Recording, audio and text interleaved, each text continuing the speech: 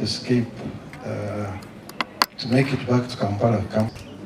For 2 months, I was in self-imposed house arrest. So I stayed in the Bugorodi flats for 2 months, and then colleagues like Gugu was then at Makerere, Lugunda, Mtere, among they were all at Makerere at that time. But they were among the 6 people who knew my whereabouts, my hideout. And they would always make arrangements. Sometimes they smuggle me out of there, take me to Institute of Public Administration, where I would be reading Franz Fanon, The Wretched of the Earth, and other revolutionary books. And so after about 2 months, during that 2 months, I was mapping out my escape. And on 5th of May, 1972, I landed in Nairobi and started my life as an exile. So I turned 23 in exile. And that's why I appreciated LC's comments where he talked about artisans being in exile and they can quickly make a living. So when I got to exile in Kenya, the first thing I did was to get an admission to train as a telecommunications technician to work on electronics equipment used in civil aviation. I specialized in radar systems, specialized in instrument landing systems, and started making a good living. Very quickly, by 1974 November, I was successful enough to say I do to a young Kenyan lady there. And we wedded, and Shem Bagina was my best man. Life was good again. Now, the God that helped me get out of Mutukura, same God followed me in Nairobi. And when agents of Idi Amin came to look for me in Nairobi, and they managed to pick up the Jolly Jockey one cars and so on, I was very close to being abducted. And they came to my apartment building in Parklands, but this was Kenyan police and the agents of Idi Amin. And I'm in the apartment and I hear some noises downstairs. I asked my wife to go and check. She goes to the balcony. So he calls up all world council of churches in Geneva and tells them that this bright young man is displaced. We must find something for him. So they sent me a battery of tests. I passed very well. And they said, okay, we ask you to look for a university of your choice and we'll give you a scholarship. Okay.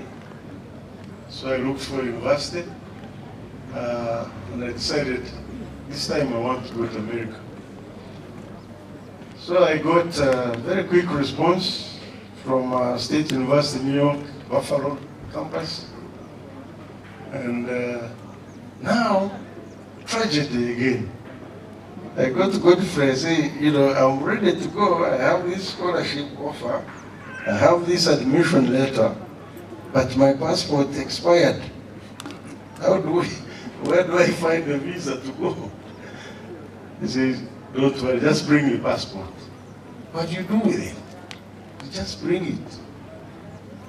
So Godfrey Sabit, he takes a trip to Saka, Zambia, meets a man called who could stop me from getting a visa to go to the United States of America.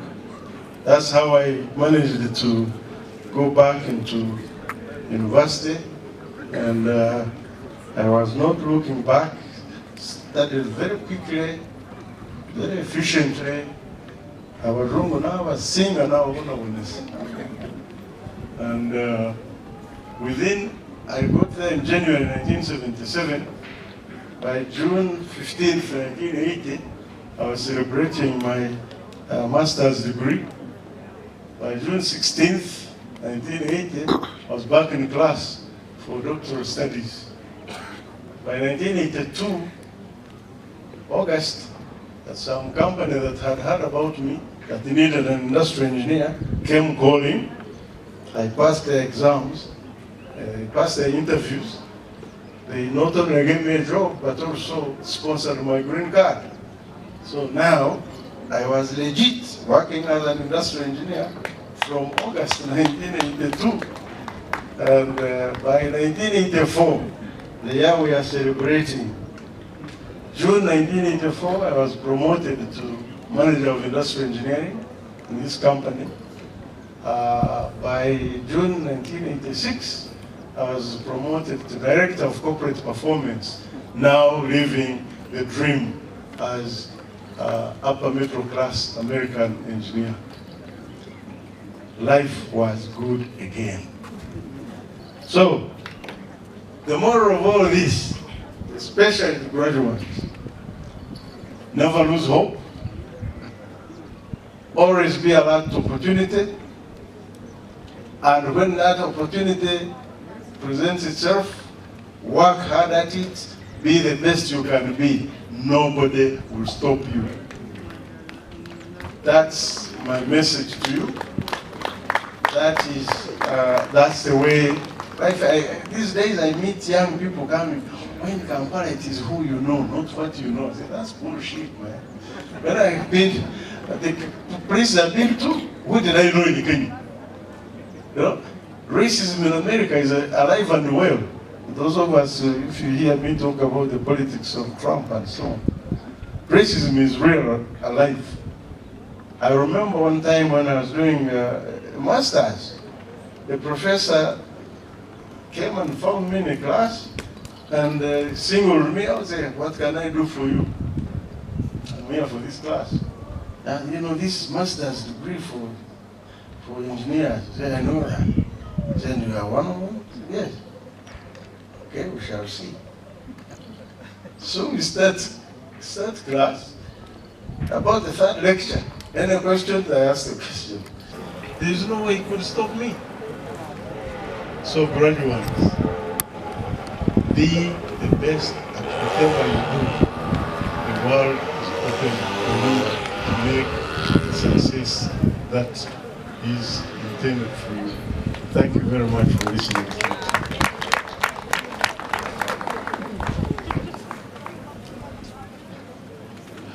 All right, after those very wonderful remarks, ladies and gentlemen, I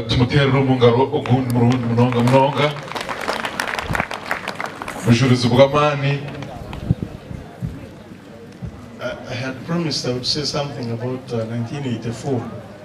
I encourage you people to, besides focusing on your professions, also widen your horizons, widen your knowledge as much as you can. Controls the past. Think about that, especially in the current trends of geopolitics. Then he goes on to say, if you want to keep a secret, you must also hide it from yourself. Think about it, especially with the primary theme is to warn readers of the dangers of totalitarianism. If you look at those, what I've just been talking about, and then you find the events of today, the events of today, you have Kenya, the youth there are really making the president there, Ruto, have sleepless nights. And they have issues. And I think to some degree they are making some headways. The same students try it in Nigeria, and they are learn from such. So broaden your horizons. See, understand the world beyond your chosen profession. And in the long run, even as you ascend the heights of their professional achievements, when you have a chance, say, to be in the boardrooms, you are going to meet people who are not of your professional persuasion. You are going to meet a very diverse group of people: lawyers, economists, engineers, and so on. So unless you have broad breadth of knowledge, you will be irrelevant in the boardroom. So please, find the time to broaden your knowledge. Find time to focus on your profession, and as much as possible, be focused. I thank you very much. Another round of applause, ladies and gentlemen. Those very wonderful quotes and remarks. At this moment, I recognize the presence of Madam Penny Nanzanika, CEO Yoputu, Kisoro District. Buka tukwachire, terenga uzaman mnonga gana itwe. Tuinaha Mr. Hafashimana Benjamin, Executive Director, Open Health Network, Kisoro District. Thank you for coming. Mr. Arnett Evaristo, Lecturer Kabari University. Canon Stanley Mateka, yebari kuija, ukubana ituha mkorogo, ogumyaka makumya turi kujaguza. And on a very special note, I'll recognize the presence of Honorable Catherine Ndamira Atwachire wa Bodinji. Kazo mnyeshenjaga district ya Kabari, ngaha neitwe, yebari kuija okaiso mkorogo echitimisa. Minyenangu tuze omukoro mwinga nabusha, according to the program I'm running, twineho okusima ruhanga ahabwa emyaka 40 kandi baba bagambire ngo twine ecombeko ekiturugombeka ahanyuma aha n'omukoro muhango inazonjira higuriye kiniteekateka bakiri no mu muhango gwo gukora nabwo ejo nanisha bangu umugambo rakoraseho nija kutandikira eco kombeka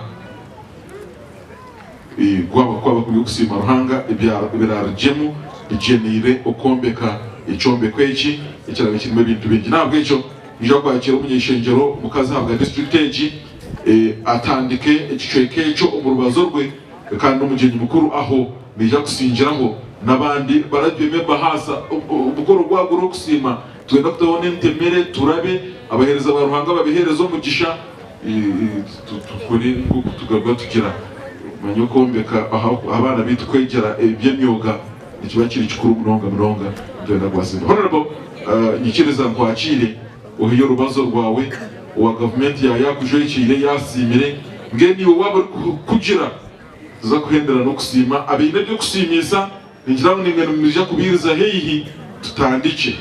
I want us to end this session kugira ngo abatebekanise cyamushana enkoko nebindi bintu arahabanyesire tugenda nabyo tubige appetite yatakagenze. Honorable Catherine muhogo guri hakayero nico kibina cyabo. I have come to celebrate the 40 years of existence of this institute. I know my computer excellencies began from here. And I'm so grateful that the institute has grown from strength to strength because of the able leadership. When Professor, the chief guest, was speaking about his journey, I could feel myself. I remember I began my journey in my primary called Changa Girls, and Reverend Judith was my teacher then. And when I saw Reverend Judith was seated there, I celebrated this day with passion. I went ahead to Changa Secondary, It's where I got my good friend, the wife to the headmaster then, Madam, I still respect you. And if convey my greetings to your husband. All those have contributed too much on me. And here I am as a member of parliament. My journey is from AICM. And what about you? People will come, just wait for them. They will come telling you that Catherine is not supposed to be a member of parliament because her education journey is AICM. I will bring some other schools, but let me tell you, no one should pull you down that you are not educated because government knows that you are educated. I remember when I began contesting, those who think that they studied more than any other person, they brought an issue. Oh, you have had so many. But I want to tell you that it is you who knows what you want. It is God who created this institute, who have made it in life. I remember AICM began as a humble institute. But see where it is now. Why do you hide your humble background? Why do you hide your humble background? If you are a student of AICM, say it loud, celebrate it, because it has added value to you. Continue chasing all other opportunities. I remember after that certificate that I acquired from here, I thought it was all done. And I remember visiting my mama here and telling her, Mama, you have trained me, and I am really a computer wizard. Why can't you give me a job in this institute? But she told me that, Catherine, your future is bright.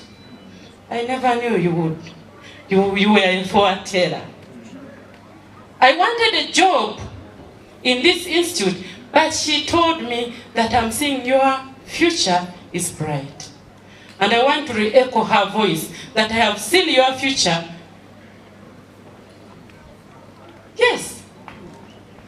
Your future is brighter than what you think.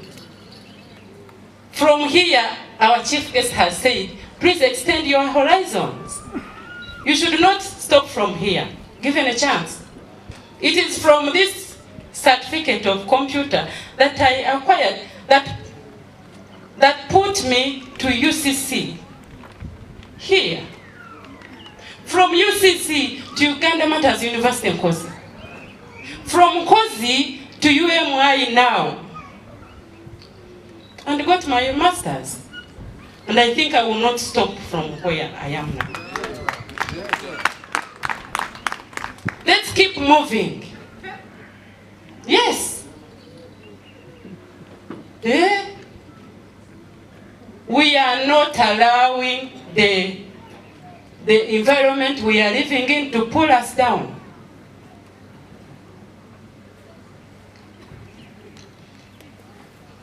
Now that the chief guest has spoken, the institute that was created by our great elder, Right Reverend Enoch Kayeye, the emeritus.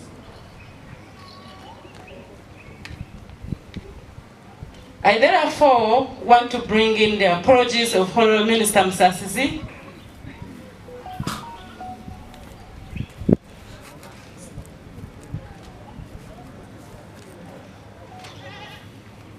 Jebale Mnonga.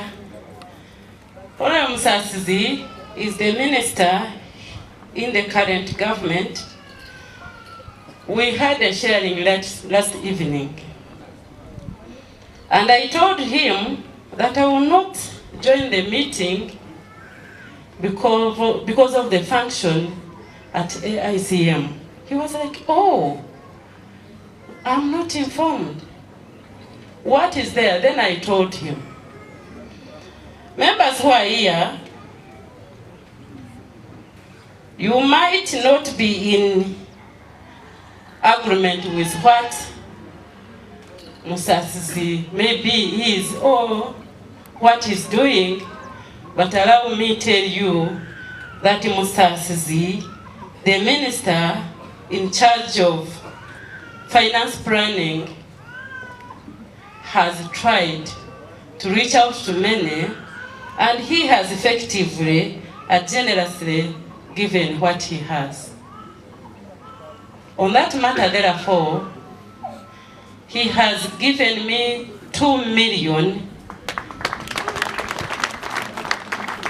in appreciation of what you have done.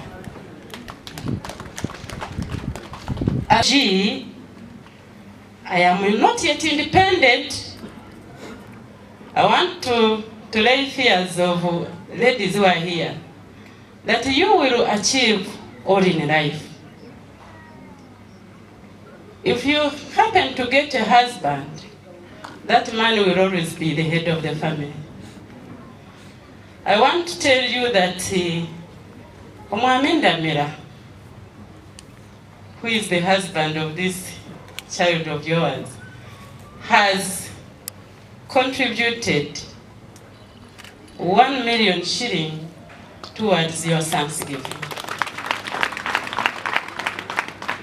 It is on that matter, therefore, that you allow me now to open the Thanksgiving officially. Thank you so much. May God bless you all.